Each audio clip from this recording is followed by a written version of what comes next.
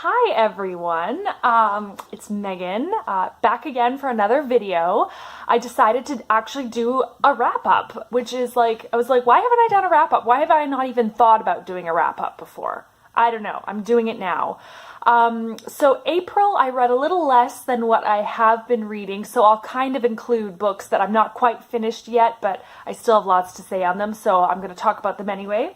So first one of those is I'm reading Paul McCartney, A Life by Peter Ames Carlin.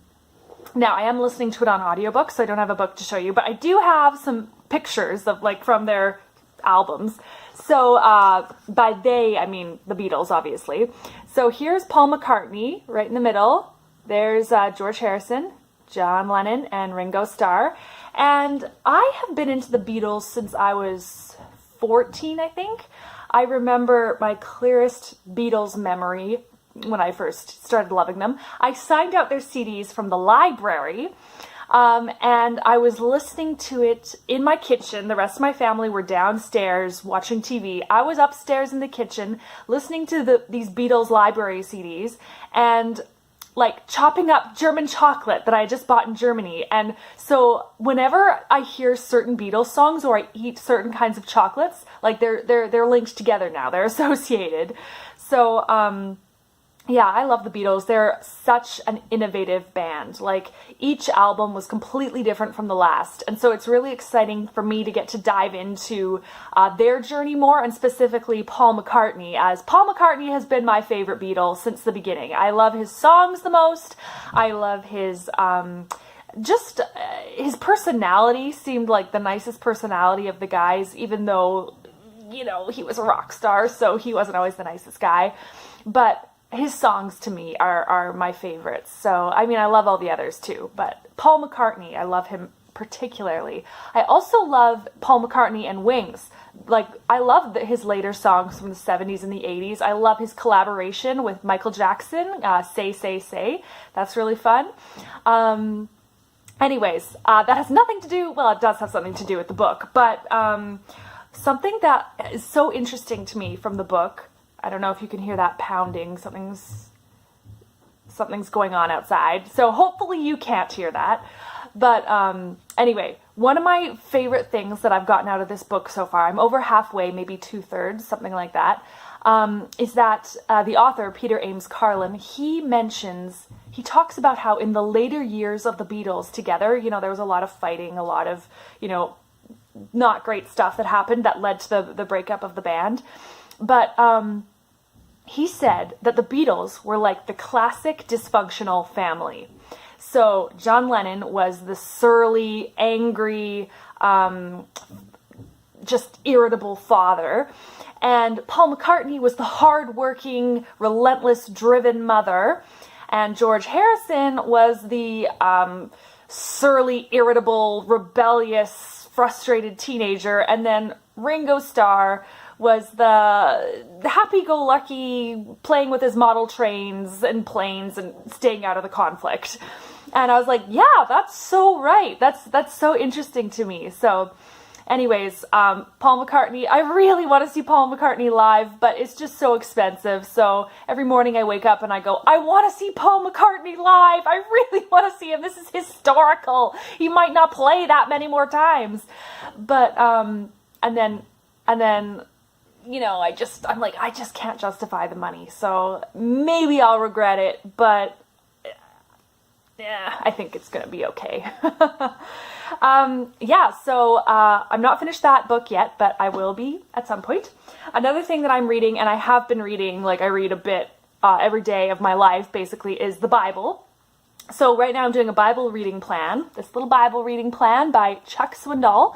And what you do is, it's divided up into Monday to Friday, and then you just read the chapters, and I love checking off boxes. So it has just helped me read so much more of the Bible than I normally would.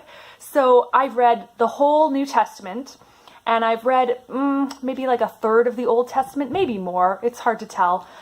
Maybe half, or I don't even know.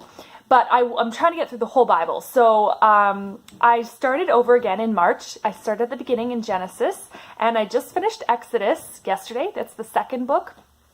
So I'm getting so much out of it. I'm really enjoying reading about the establishment of humanity and their relationship, our relationship with God, and how God chose the Jewish people as His people.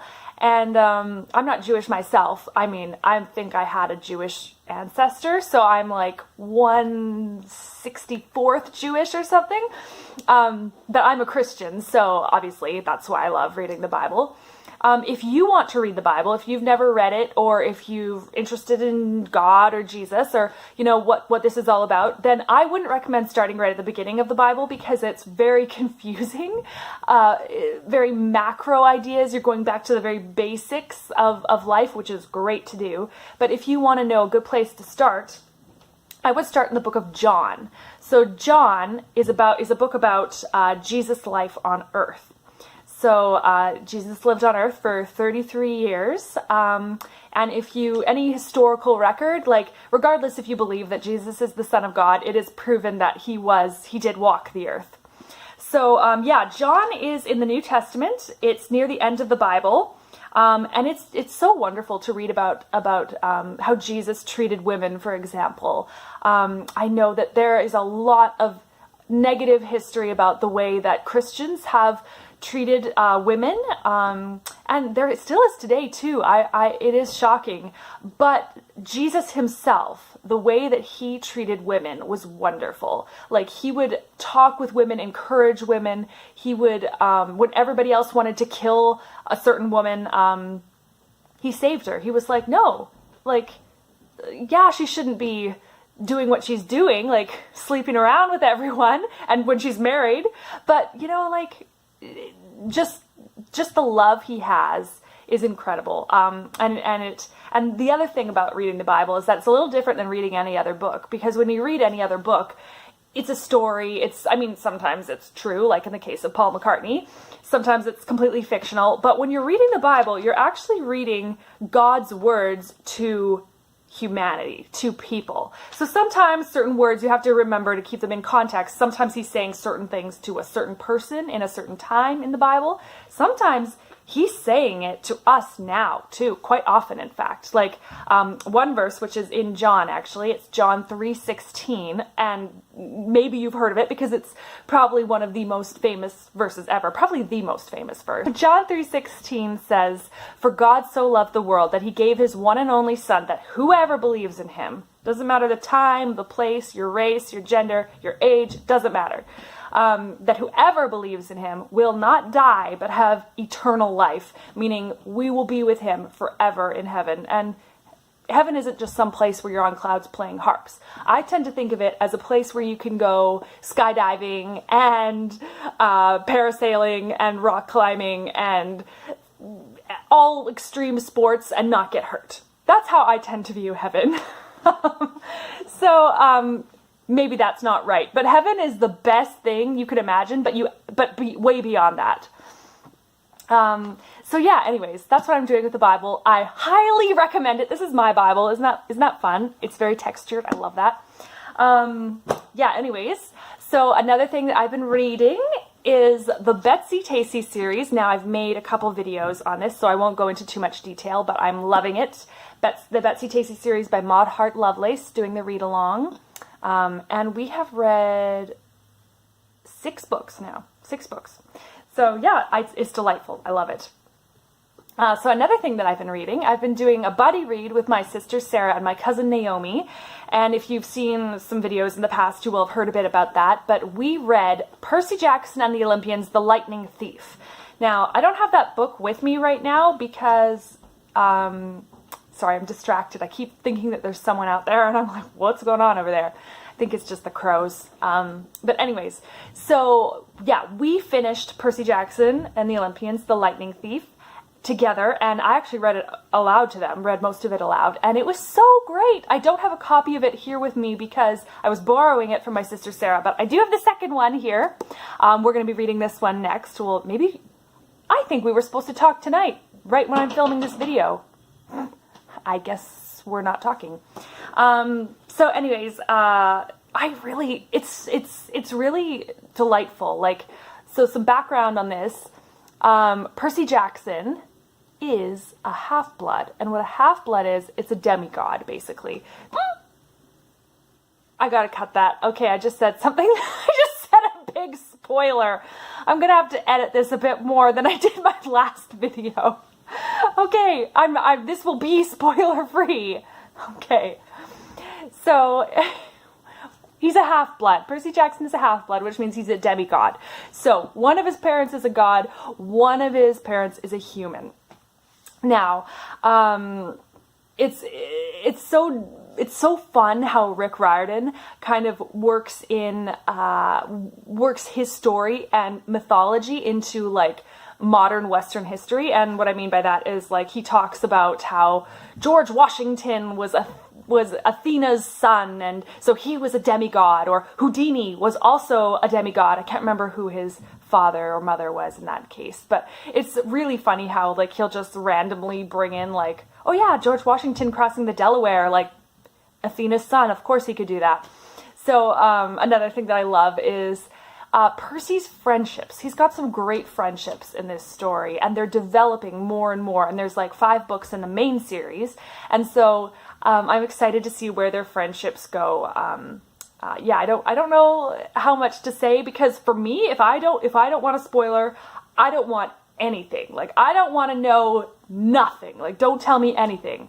When I was watching Downton Abbey, I was like, when that was coming out, I was like, if I was behind, I was like, you don't tell me anything. I don't want to hear a name. I don't want to hear the words Downton Abbey until I've seen like everything that's been out so far. And then if I don't care about spoilers, then I really don't care about spoilers. Like, my friend told me the whole plot of Avengers Endgame the other day, and I asked her to because I was like, I probably won't go see it. And after she told it to me, then I was like, okay, maybe I will go see it because it sounds good. But yeah, so I don't really want to say too much more. The writing style is wonderful. I love Rick Riordan's writing style. His chapter titles are hilarious, because what happens is you read the chapter, like you see the chapter title, and like the first chapter title of the first book is I evaporate my pre-algebra teacher. Something like that. I might be a little bit off. So you're like, what does that mean? How does that work? You don't understand it at all. And you're reading the chapter and you're like, I still don't get this chapter title. And then you're like a few pages from the end and suddenly it all makes sense. And you're like, that title makes perfect sense with what this chapter is about, even though it didn't make sense at all to like the last few pages. So it really keeps you reading to be like, what's going to happen here?